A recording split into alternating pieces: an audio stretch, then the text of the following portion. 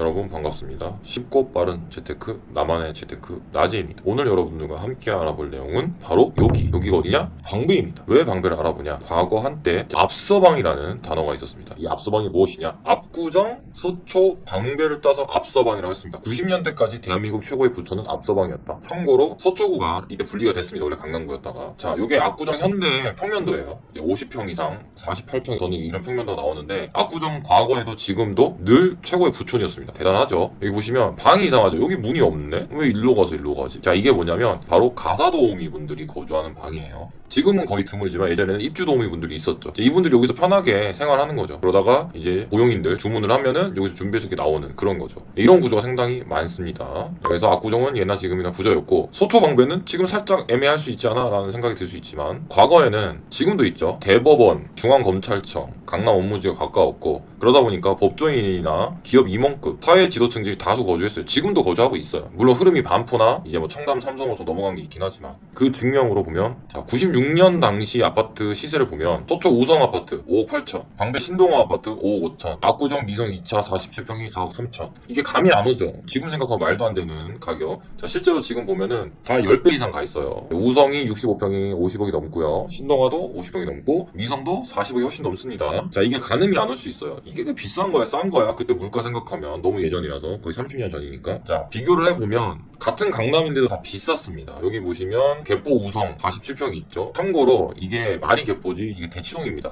요때 얘가 4억대였어. 4억. 100만원 단위이 돼요. 4억. 지금 한창 시끄러운 음마 아파트 이런 애들은 2억이 안 했어요. 제일 부자 아파트라고 불렸던 대치동의 대장 비도 아파트 41평도 3억 8천까지밖에 안 하던 시절. 삼성동 40평도 2억 9천. 압구정은 뭐 그때도 지금도 다 비쌌으니까. 네, 이때 노원 이런 데 보면은 다 1억 넘는 데가 많이 없었어요. 그나마 중계동 쪽이 그래도 학원가 있고 하기 때문에 좀 1억, 2억 하던 비싸던 시절. 강남과 별 차이가 없었습니다. 강남과 나머지 서울 기타 지역들이 확 구분돼서 가격이 벌어지기 시작한 건 2000년 초반 이후입니다. 파워팰리스 들어오고 나서 강남이 확실히 고급화되기 시작했어요. 요거 쭉 보시면 아시겠지만 확실히 그래도 얘네들이 시세에 다른 지역보다 20-30% 이상 비쌌습니다. 당시 물가 보면은 새삼 놀라울 거예요. 이게 2017년 코로나 전이죠. 펌핑되기 전이긴 한데 뭐 요거는 열애고 뭐 요것도 이제 공공요금이라서 빼고 보면은 그래도 많이 놀랍긴 하죠. 얘네들이 상대적으로 조금 덜 오르고 했는데 그래도 많이 올라 있는 상태입니다. 지금 보면 놀랍죠. 지하철도 지금 공공요금인데도 지금 1,500원 막 달려가고 있습니다. 여기서 말하는 콜라는 우리가 생각한 작은 거 아니에요. 1.25리터나 1.5리터예요. 참고로 이때 최저시급이 1,400원이죠. 지금과 비교할 수 없는 물가죠. 여튼 앞서방이었다. 근데 지금 흐름이 넘어갔고 다시 그 흐름을 되찾기 위해서 많이 노력하고 있고, 자, 우리는 그러면 얘가 흐름을 찾을 수 있을까 없을까를 봐야 되겠죠. 자, 보시면 지금 얘네들이 밀렸던 이유 중에 가장 큰 게 대부분 다 약간 빌라 다세대들이 많아요. 거주 환경이 좋지가 않습니다. 특히 방배동 쪽 보면은 고대 이쪽으로 봐도 좀 그렇죠. 아무래도 아파트가 상대적으로 적죠. 그런 부분들이 굉장히 큽니다. 옛날에는 96년 7년도까지 문제가 없었어요. 근데 어떻게 됐다? 바로 신도시가 96년에 입주가 거의 마무리됐거든요. 이때 주택에서 아파트로 패러다임이 완전히 바뀐 거예요. 그 여파도 상당히 컸습니다. 살아보니까 좋거든. 그래서 이제 대대적인 개발이 들어갑니다. 보시면 엄청납니다. 너무 많아서 하나하나 열거할 수가 없고 이미 입주한 데도 있어요. 그래서 지금 대표적으로 메인들만 보자면, 자, 이렇게 6구역, 레면, 원페들라 이름부터 이제 슬슬 어려워지기 시작합니다. 여기가 5구역이 대장이죠. DH 방배. 그리고 13구역도 나옵니다. 방배 포레스트 자이. 굉장히 좋아지고 있습니다. 쭉 다 재개발이에요. 어마어마합니다. 특히 여기에 약점이었던 게 요게 이제 19년도에 개통하면서 급격히 좋아지기 시작합니다. 그 전까지는 여기가 정보사, 이제 군 정보사 부지였기 때문에 개발이 안 됐어요. 그래서 답이 없었어요. 여기 보면은 대검찰청 대부분 다 있죠. 여기 이제 개통됐어요. 개통된 지가 지금 약 3, 4년 됐죠. 그러면서 이제 이 효과와 함께 개발까지 더해지면서 이제 활용 점정을 찍는 거죠. 왜냐? 그 전까지는 이게 없었기 때문에 갈 때 어떻게 갔어야 되냐면 이 동네가 이렇게 돌아갔어야 돼요. 이렇게 굉장히 막히죠. 아니면은 여기 남부순환로 타고 이렇게 갔어야 되죠. 이게 온 동네 사람들이 다 이용한 도로거든요. 그래서 되게 막히고 오래 걸리는 거죠. 사실상 되게 근거리인데도. 근데 지금은 어떻게 되냐? 이게 보시면 이게 뻥 뚫렸죠. 그냥 한 번에 가면 됩니다. 거리도 짧아지고 남부순환로 이용하는 사람들이 미치지 않고서 일로 올라가가지고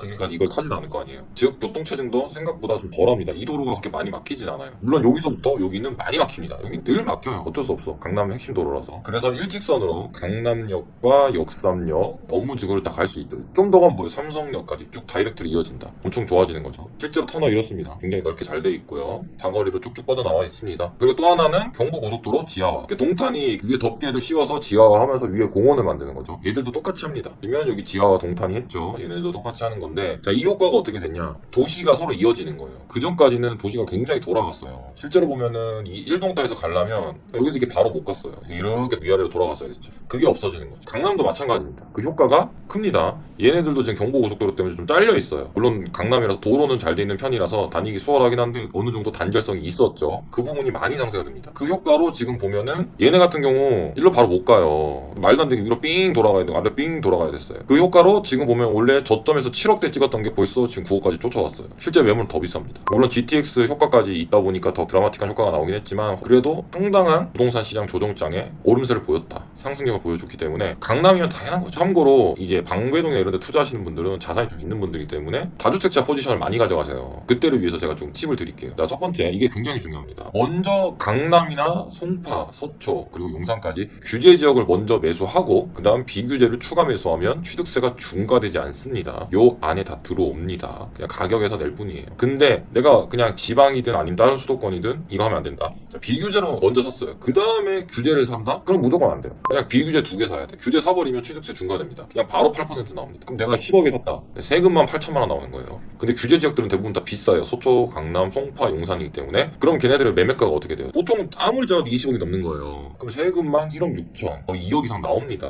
보통 30억 가까이 가있기 때문에 어마어마합니다. 반드시 유의하셔야 돼요. 투자할 때. 혹시 궁금한 거 있으시면은 댓글로 문의주세요. 자, 그리고 또 하나의 허재는 바로 터널이 지나가는 정보사 위에 땅이 남을 거 아니에요. 산 밑으로 봤으니까 터널을. 거기에다가 이제 이런 걸 짓겠다. 23년에 어쩌고 했는데 지금 현재 건축 허가 신청 예정이에요. 그러니까 이걸 준비하고 있는 거죠. 좀 걸리긴 할 거예요. 이런 대규모 개발들이 작게 걸릴 수는 없죠. 대지 면적 자체가 엄청 넓습니다. 자, 이런 식으로 개발하겠다. 이런 내용이고요. 이제 그럼 뭐가 들어오냐? 이제 한국판 애플을 목표로 하고 있는 거예요. 요즘 주식시장에 아이돌들이죠. 빅테이크랑 바이오. 주식시장 흐름이 배터리 갔다가 바이오 갔다가 그리고 초전도체 데이터 이런 데 갔다가 다시 또 배터리 갔다가 바이오 갔다가 왔다 갔다 하죠. 그런 아이들을 위주로 넣겠다 이런 거예요. 그리고 역시 강남답게 고품격 문화생활, 미술관 등등을 넣겠다. 근데 이게 포인트죠. 주거시설이 없어요. 주택 공급량 계획이 없다. 그러니까 주택 공급이 없기 때문에 당연히 이런 호재가 있으면 더욱더 상승하겠죠. 특히 4차 산업 위주로 개편을 해서 양재 AI R&D 센터, 양재동에 있죠? 삼성하고 LG가 들어가 있는. 그리고 삼성 GBC를 연계를 목표하겠다. 실제로 되게 가깝습니다, 얘네들이. 자, 그렇기 때문에 호재가 만반하죠. 단절돼 있는 동네가 강남과 서초가 붙고 그 다음에 기존에 없던 도로도 이미 개통됐고 거기에 업무시설까지 다 넣어주는 해자스러움을 보여주고 있고 실제로 동탄에서 반응을 보여줬죠. 얘네들도 당연히 상승력에 반영이 될 겁니다. 근데 이 정도 대규모 대개발이 된다. 그냥 사실상 거의 미니 신도시입니다. 제기를 노리는 자 앞서방의 압은 압구정동이죠. 걔네들은 원래 그냥 지금도 대장이니까 앞자 빼고 제기를 노리는 서방 상당히 방배동 앞으로 좋아질 겁니다. 그러니까 물론 그렇다고 반포동, 압구정, 청담, 삼성을 넘어서는 건 잘 모르겠지만 그것까지 알 수 없지만 그래도 강남의 메인 지역으로 쭉 올라올 가능성이 굉장히 큽니다. 자, 그러면 여기서 핵심 오케이 방배동 좋은 거 알겠어. 그래도 강남이니까 뭐 서초동하고 좀 걸쳐 있어요. 서초 방배가 좋은 거 다 알겠는데 그럼 나 어디 가야 돼? 강남에서 지금 그나마 소액은 아니죠. 사실 소액은 아니지만 그래도 강남에서는 비교적 소액으로 갈 수 있으면서 합리적인 데가 어디냐? 진행 속도도 빠른 데를 봐야 되겠죠. 역시 뭐니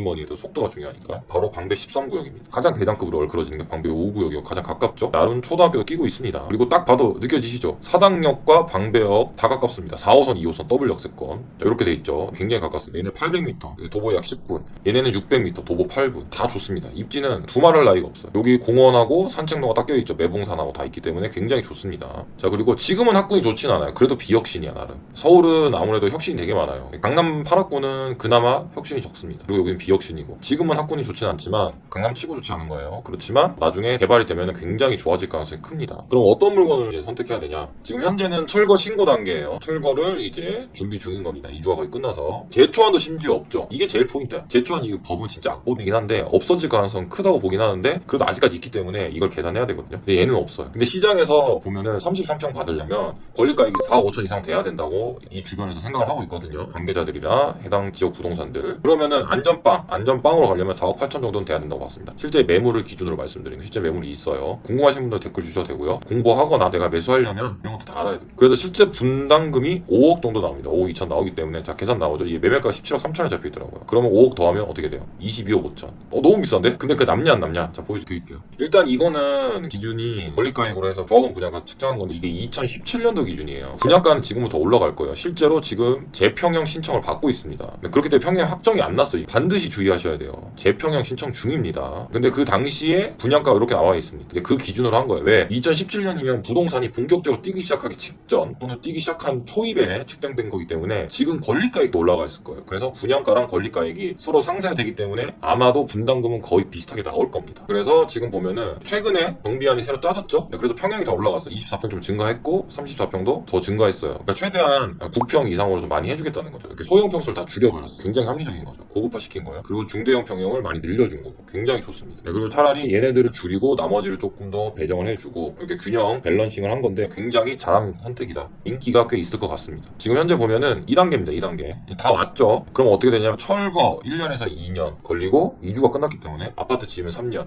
즉 4년에서 5년에는 입주합니다. 동호수점이 곧 있고요. 그러니까 얼마 안 남았어요. 본격적으로 시세 차익을 한번 알아볼게요. 이게 바로 옆이죠. 오히려 얘가 더 유리할 수도 있어요. 왜? 얘는 학교를 끼고 있거든. 그렇기 때문에 이제 그래도 이제 보수적으로 시세는 갖게 볼게요. 그럼 지금 방배 그랑자이가 한 28억이 최근 6월달 찍혔죠. 여기 이제 거래 취소된 건 좀 의문이긴 한데 어쨌든 지금 현재 28억에 찍혀 있고 실제 매물도 그 정도 선에 나와 있습니다. 거리가 보시면은 되게 가깝죠. 멀다고 할 수 없고 거의 같은 동네입니다. 공원 사이에 끼고 왔다 갔다 하는 애들이에요. 그리고 얘네 장점은 학교를 끼고 있다는 거. 초, 중, 고를 다 끼고 있습니다. 굉장히 좋죠. 자, 실제 시세를 보면은 방배 그랑자이가 지금 보시면 거의 28억이 최저가예요. 최저가고 29억도 있고 이렇게 있기 때문에 최소한 28억은 나오겠구나라는 생각을 해야 되고 그럼 제가 말씀드렸죠. 22억 5천에 샀는데 방배 그랑자이가 28억 나옵니다. 즉 시세 차익이 6억에서 7억 정도는 최소 확보돼 있다. 상승장에 팔면은 최소한 그래도 30억은 가지 않겠어요? 1년은 더 오르겠죠. 이 정도 호재도 있고 그래도 강남인데 그럼 시세 차익이 얼마입니까? 대략적으로 7억에서 8억은 확실하게 나온다. 굉장히 좋다라고 말씀드리겠습니다. 강남에서 이 금액으로 투자할 때는 사실 거의 없습니다. 그것도 진행 단계가 이 정도 빠른 데는 사실상 찾아볼 때가 거의 없습니다. 그래서 이 정도를 추천드리고 싶고요. 앞으로 방배동은 계속 좋아질 것이다. 그래도 강남이다.